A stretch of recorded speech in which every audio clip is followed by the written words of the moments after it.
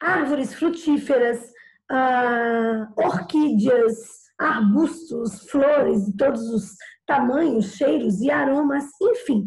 Ping era um grande cultivador da terra e ele era muito admirado porque todas as plantas que ele cultivava eram plantas que germinavam e se transformavam em grandes árvores ou em grandes orquídeas que floresciam sempre. Enfim, nessa mesma região havia um grande imperador. Este imperador tinha a mesma paixão que Ping, que era a paixão pelas plantas, era a paixão pelo cultivo da terra. Então, ele mesmo é que organizava os seus jardins, é que cultivava os seus jardins diariamente.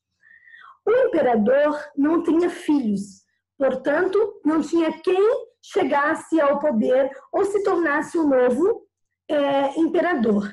E este imperador, ele era muito conhecido pela sua honestidade, por ser um imperador extremamente generoso, bondoso e uma relação muito próxima com os seus súditos. Pois bem, ele começou a pensar como que ele colocaria alguém no poder. Como que ele escolheria o novo imperador, sendo que de forma hereditária, que era a forma mais comum, isso não aconteceria. Então, para ele, nada melhor do que as flores, que era a grande paixão dele, escolhessem um novo imperador. Assim, ele baixou um decreto e chamou todas as crianças, adolescentes e jovens do reino no seu palácio. Isso gerou um verdadeiro buchicho, buzunzu em todo o império, em todos os cantos do império. Porque, afinal de contas, se ele for chamar todos esses representantes, ele estava dando oportunidade para cada um deles serem um novo imperador. As famílias piraram o cabeção, porque todas as famílias queriam seus filhos como imperadores ou imperatrizes. Então, o imperador mandou chamar todos esses jovens e essas crianças, reuniu todas elas e falou para elas o seguinte: olha só, eu vou dar para vocês hoje sementes e daqui a um ano, na próxima primavera, nós vamos nos encontrar. Quem cultivar essas sementes da melhor forma será o novo imperador. Assim, fizeram uma fila gigantesca e o próprio imperador entregou para cada criança as sementes. Ping estava lá, no meio dessas crianças. Então, quando o Ping chegou ao imperador, o imperador colocou a semente na mão dele, ele fechou a mão, levou a mão no coração e pensou: daqui eu vou cultivar uma linda planta. E voltou para casa. O tempo passou e Ping começou o cultivo dessa semente. Colocou a semente num potinho, colocou a terra, enfim, regou. E a semente não vingou. Trocou o pote, colocou um pote maior, uma terra mais adubada, regou, com todos os cuidados possíveis. Mesmo assim, as sementes não germinaram. Os meses foram passando e ele não conseguiu com que as sementes germinassem. Isso, na verdade, acabou frustrando muito ele, ele não ter conseguido fazer com que essas sementes germinassem. Chegou, então, a primavera do próximo ano, assim como disse o imperador. E aí gerou uma festa, na verdade. As crianças, os adolescentes e os jovens pegaram suas melhores roupas e todas as suas plantas para levar até o palácio. Só que Ping começou a olhar aquilo e começou a se frustrar, porque, na verdade, ele percebeu que ele era o único, que ele não tinha nenhuma planta para apresentar para o imperador. E todo mundo passando, e plantas grandes, e flores de todas as cores, de todos os tamanhos, e diferentes entre si. E nisso ele encontra um grande amigo dele. E o amigo dele fala para ele o seguinte: tu não tens vergonha de levar um pote vazio para o imperador? Olha a minha planta, olha que coisa mais linda. Você que é tão conhecido como um grande cultivador da terra. Aí o Ping olhou para o amigo e falou: olha, eu fiz o meu melhor, eu fiz de tudo. Eu cultivei, eu reguei, eu troquei, eu adubei a terra, mas infelizmente essas sementes não germinaram. E o amigo foi, bem feliz da vida, com a melhor roupa para apresentar a planta para o imperador. E nisso o pai do Ping ouviu a conversa. Saiu de onde ele estava e falou com o filho. O filho falou, pai, eu não vou. Eles vão zoar de mim, imagina todo mundo com aquelas plantas e eu sem nada para apresentar para o imperador um pote vazio. O pai olhou para ele e falou, você fez o seu melhor? Aí ele disse, sim, eu fiz o meu melhor, você acompanhou, então você vai até o imperador e apresenta o seu melhor. Aí ele olhou para o pai e falou, sim, meu melhor é um pote vazio. Sim, é o que tu fizestes. Então apresente o seu melhor e conte a verdade. Assim ele fez. Então ele foi até o palácio e ele era o único que não tinha nenhuma planta belíssima para apresentar ao imperador. A fila era gigantesca. O imperador examinava cada planta com o mais cuidado possível, não esboçava nenhum sorriso e não falava absolutamente nada. Quando o Ping chegou até o imperador, começou a chorar, ficou de joelhos na frente do imperador e entregou o pote vazio. O imperador olhou para ele e falou, é isso que você tem para me apresentar? Um pote vazio? O menino de joelhos, chorando, falou, meu senhor, meu imperador, eu fiz o meu melhor, eu doei tudo de mim, mas infelizmente as sementes não germinaram. Nesse momento, o imperador se ajoelhou junto com ele, deu um grande abraço nele, se levantou o Ping e começou a gritar, eu encontrei o novo imperador, já sei quem vai ser o novo imperador, o Ping é o meu sucessor. Ninguém entendeu absolutamente nada. Todos com plantas, umas mais lindas do que as outras, e o imperador acabou escolhendo uma planta, um pote vazio. Nesse momento, o imperador levantou e falou, a escolha do Ping é porque ele foi o único que me contou a verdade. Nenhuma das sementes poderiam germinar. Todas as sementes estavam queimadas. O único que teve a coragem de falar a verdade foi Ping. Portanto, ele é o único digno de ser o meu sucessor, porque é o único que falou realmente a verdade e que vai lidar com a verdade com todos os súditos. Então, gente, esse é um conto chinês chamado Pote Vazio, certo? Bem conhecido na China, as histórias, né? Vocês sabem que fazem parte do dia a dia das pessoas, muito antes da internet, de todos os veículos de comunicação que a gente tem hoje da tecnologia, as pessoas se comunicavam, estreitavam suas relações e aprendiam com as histórias, com as rodas de conversas, e as histórias eram repassadas de geração a geração. Então, esse é um conto tradicional chinês para nos falar um pouquinho sobre a importância da verdade, de fazermos o nosso melhor sempre, né?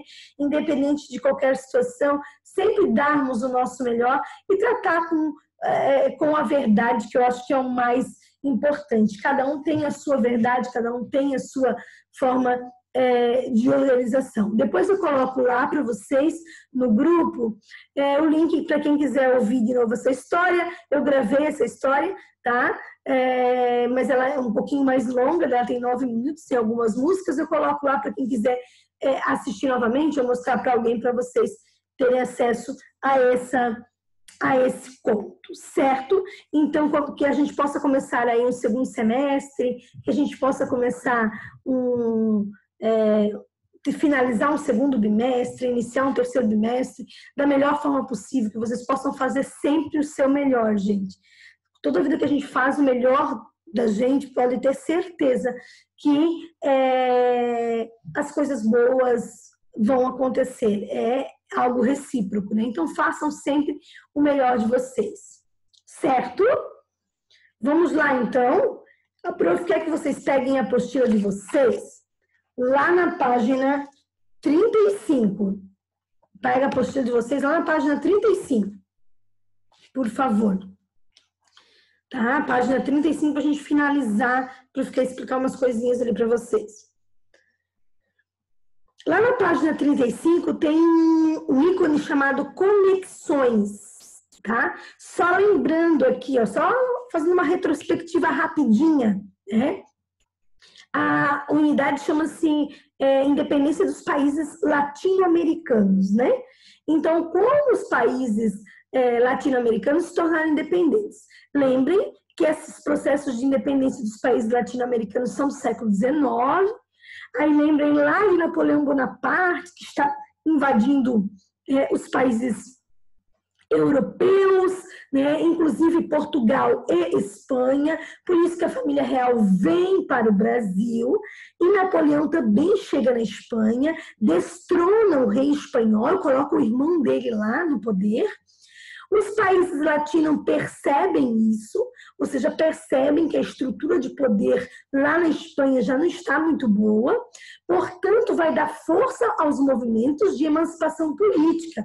Aí vai ter ideias iluministas, já vai ter independência dos Estados Unidos. Lembrem que o Haiti é o primeiro país latino-americano a se tornar independente, em 1804. E é uma independência feita por quem? Por escravos. E aí a elite está com medo, a elite latino-americana tem medo, porque tem muita escravidão aqui. E eles têm medo do quê? Se acontecer no Haiti, pode acontecer aqui também. Portanto, nós que temos mais poder, que são os crioulos, temos que nos emancipar antes que outro país o faça, antes que outro grupo o faça. Lembrem que a divisão social latino-americana era feita por chapetones. Quem eram os chapetones? Eram os espanhóis.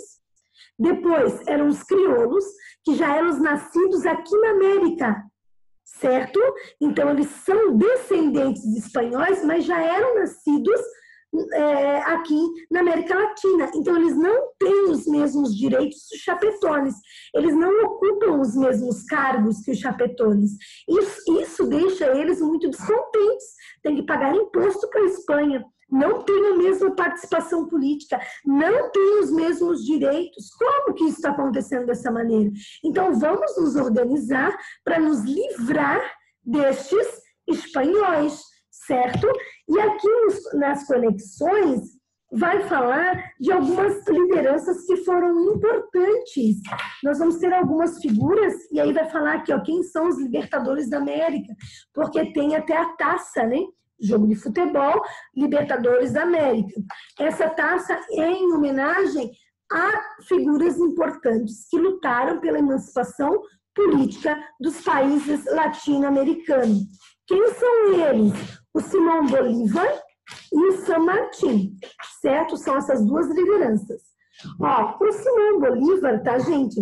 Ele nasceu na Venezuela, certo? Ele era filho de um aristocrata, ou seja, de quem tinha poder. Ele foi estudar onde? Lá na Espanha. Então, lembrem que isso aconteceu também no Brasil. Filhos de fazendeiros que foram estudar na Europa, aqui aconteceu a mesma coisa. O cara era filho de quem tinha poder aquisitivo. Foi para a Europa, estudou, teve contato com ideias iluministas, voltou com essas ideias para a América, certo? E iniciou o processo de independência da onde? Da Venezuela, da Colômbia e do Equador. Então, ele lutou pelos processos de independência e conseguiu organizar a independência da Venezuela, da Colômbia e do Equador. Tá? Então, ele foi considerado um libertador da América, porque ele lutou junto com essa classe que são os crioulos, lembrem-se disso. Mudou a vida da população? Não!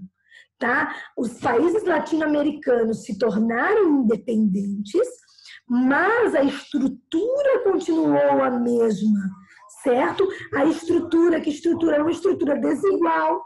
Os crioulos assumiram o poder ao invés dos chapetones, mas não tinha igualdade social, certo?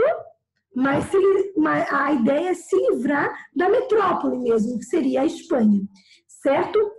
E o San Martín, ele nasceu na Argentina, certo? Ele também lutou pela emancipação ali do Reino da Plata, que seria a Argentina, né? Também era um representante da elite crioula, né? Combateu para a libertação do Chile e do Peru, certo? No Peru, ele contou com a ajuda do Bolívar. Então, em alguns momentos, o Simão Bolívar e o San Martín lutaram junto em prol da independência dos países latino-americanos. Então, personalidades como o Simão Bolívar, o San Martín, Tiradentes, certo? Eles são considerados libertadores da América, certo? E a Copa Libertadores da América, ela é criada em 1960, tá? Então, aí o pessoal que gosta de futebol, né? Então, a Copa Libertadores da América, ela é criada em 1960 pela Conmebol, certo?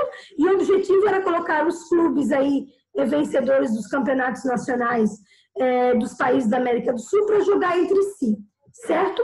Entre 98 até 2017, os clubes do México também participaram do evento.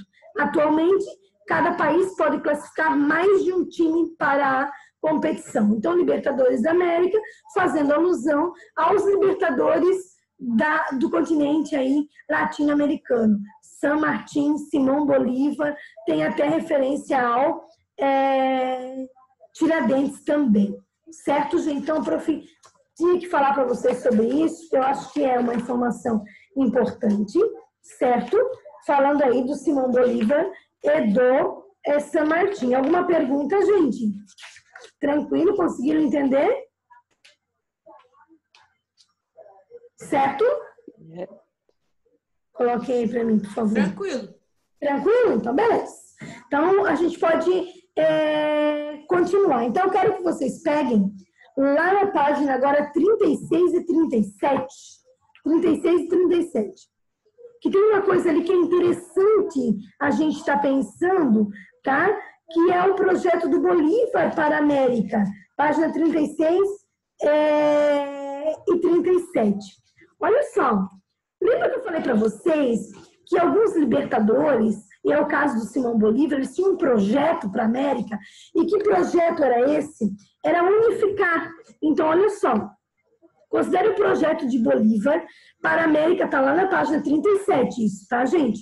Responda no seu caderno as seguintes questões. Considere o projeto de Bolívar para a América Espanhola libertada. Qual era o principal objetivo de Bolívar? Olha só, ele lutou pela independência dos países latino-americanos e ele tinha um grande projeto. Qual é o projeto dele? Uma América Latina forte, uma América Latina unida. Então, o que ele queria? Ele não queria formar pequenos países. Argentina, Chile, Equador. Ele queria a unificação desses países num projeto de um único país muito forte, que fosse competitivo, que conseguisse competir, né, com países que fossem fortes, inclusive com os Estados Unidos. Né? O que vai acontecer? O projeto de Bolívar foi apoiado pelos líderes dos países? Não. Sabe por quê? Porque em cada região dessa que conseguiu ser livre, ou seja, formando a Argentina, Venezuela, Chile, Bolívia, Equador, tinha uma elite, certo? Em cada região dessa tinha os crioulos, tinha uma elite, e eles queriam benefícios próprios. Eles não queriam unificar toda a galera para ter um país forte. Eles queriam lutar em benefício próprio. Ou seja, esse projeto não interessava a essa elite. O projeto de Bolívar não foi interessante para essa elite. Então, a ideia de Bolívar, que era unificar todo o território para tornar um país forte, competitivo, não rolou. Por quê? Cada galera, cada grupo de crioulos que estavam em cada um desses países pensou o seguinte: se a gente deixar isso vingar, pode ser que a gente perca o nosso poder, diminua o nosso poder, porque que vai que surge uma liderança. Então, a galera do Peru, da Venezuela, do Chile, da Argentina, pensava o seguinte: vai que tem outra liderança melhor, maior, mais forte do que eu perca o controle dessa região. Então, na verdade, eles tinham medo de perder o controle das regiões em que eles estavam. Por isso que esse projeto não rolou. Então, a ideia do Bolívar de unificar todos os países não se concretizou, porque havia interesses menores de cada elite crioula de cada país em benefício próprio. Certo, gente? Sobre a organização social dos novos países, quem assumiu o poder? Quem estava no controle desses novos países? Os crioulos. Eles estavam no poder. Eles dominavam. Eles estavam à frente. Certo, gente? Eles assumiram o poder. Lembrem-se disso. O processo de independência dos países latino-americanos foram organizados por uma elite. Se foram até o Brasil, certo? Se foram organizados por uma elite, essa elite queria benefícios próprios. Estavam interessados em benefícios próprios, ou seja, quero me livrar da Espanha, quero me livrar de Portugal, quero parar de pagar impostos altos, quero ter mais liberdade. Vou acabar com a escravidão? Não. Vou me tornar um país de igualdade social? Também não. A diferença entre o Brasil e os países latino-americanos dominados pela Espanha, ou os países hispânicos, a diferença é que no Brasil continuou uma monarquia, tá? Continuou aí um representante português, que foi Dom Pedro, certo? E nos países hispânicos, ou de domínio espanhol, o que aconteceu? Certo? Quem estava no domínio daí? Quem está no poder aí nessa relação? Vão ser os crioulos, e aí é o seguinte, vão ser repúblicas, certo? Essa é a principal diferença. No Brasil, nós temos uma monarquia absolutista, que Dom Pedro vai se tornar uma liderança absolutista, e no caso dos países latino-americanos, hispânicos, eles vão se tornar republicanos, vão ser uma república. Aí a gente pensa, se vai ser uma república, vai ter mais igualdade. Não necessariamente. A gente viu o caso da Inglaterra, a gente viu o caso da França, que tornaram-se república e que não eram repúblicas igualitárias, né? No caso da América Hispânica, se tornaram repúblicas, sim, certo? Nós temos formação de novos países, mas a desigualdade é que permeou tudo isso. Então, se tornaram países independentes, com a elite no poder e com uma grande desigualdade social, certo? Daí, olha o que diz ali. Quais eram a letra B? Então, a letra A da número 2, qual grupo assumiu o poder? Eram os crioulos. E a letra B, da página 37, quais eram as principais características das sociedades quanto à distribuição de renda e de oportunidade? Gente, não havia distribuição de renda. O poder ficou na mão da elite. O poder ficou na mão dos crioulos. Então, olha só, eles não tinham projetos de reforma social, né? Eles mantiveram a mesma estrutura da época colonial. Ou seja, não havia desigualdade, não havia igualdade social.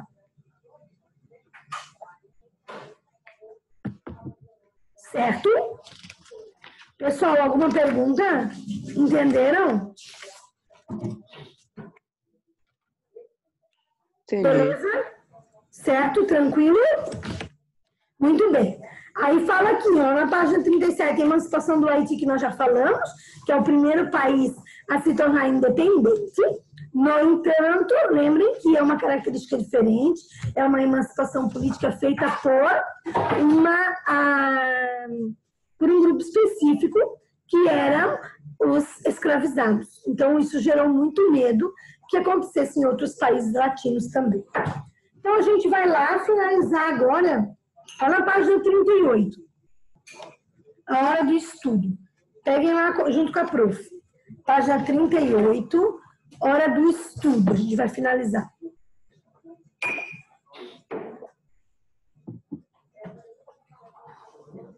Tudo ok aí? Pegaram? Podemos continuar? Olha só. Então, a gente vai fazer lá o número 1. A respeito dos fatores que contribuíram para os movimentos de emancipação política da América Espanhola, analise as afirmativas. Vamos ver quais são verdadeiras. As ideias iluministas contribuíram como base ideológica para movimentos emancipatórios? Sim, né, gente? Todo o processo de emancipação política dos países americanos foram embasados em ideias iluministas. Igualdade, liberdade e fraternidade. Para uma elite, sim. Para uma elite. Mas as ideias iluministas é que permearam tudo, então é verdadeira. Número 2. As reformas promovidas pela metrópole ajudaram a fortalecer o poder dos crioulos? Não. Lembrem que as metrópoles têm bem claro, quem comanda aqui na América Hispânica são os chapetones. Os crioulos não têm as mesmas regalias. É claro que eles vivem de forma muito melhor do que a maioria da população, óbvio, mas eles não têm os mesmos direitos de participação política. Alguns cargos administrativos são especificamente para chapetones. Os crioulos não podiam participar. E é essa situação que vai causar descontentamento. Ou seja, é isso que vai fazer com que os crioulos comecem a se organizar para que consigam ter os mesmos direitos dos chapetones. Ou, enfim, se livrar aí da coroa espanhola. Então, está errado o número 2, né? Aí, o número 3. A invasão francesa à Espanha contribuiu com os processos de emancipação política das colônias espanholas na América. Sim, né, gente? Porque lembra a ideia de Napoleão Bonaparte de dominar toda a Europa? Ele chega em Portugal e chega na Espanha. Então, a desestruturação destes países vai fazer com que facilite, vai fazer com que haja uma percepção da elite que mora aqui nesses países que são dominados por eles a conseguir se emancipar. A gente vai estudar isso de novo lá na Segunda Guerra Mundial, que a Europa domina o mundo inteiro. Depois da Segunda Guerra Mundial, ela perde poder, porque ela já não tem mais acesso, ela já não faz mais o que ela fazia antes, e os países começam a perceber essa perda de poder pela Europa e começam a se livrar também da Europa ali depois da Segunda Guerra Mundial, após 1945, certo? Gente, olha só, a prof vai mandar outro link para a gente poder encerrar e fazer a letra A, B e C. Certo? Então, aqui eu tô terminando, falta 1 minuto, certo? Já vai cair. E eu vou mandar outro link para vocês, fiquem aí ligadinhos com a prof, para a gente poder encerrar e corrigir a letra A, B e C da página 38, certo? Fiquem aqui com a prof. A prof já vai mandar. Quando era quentinho, tinha um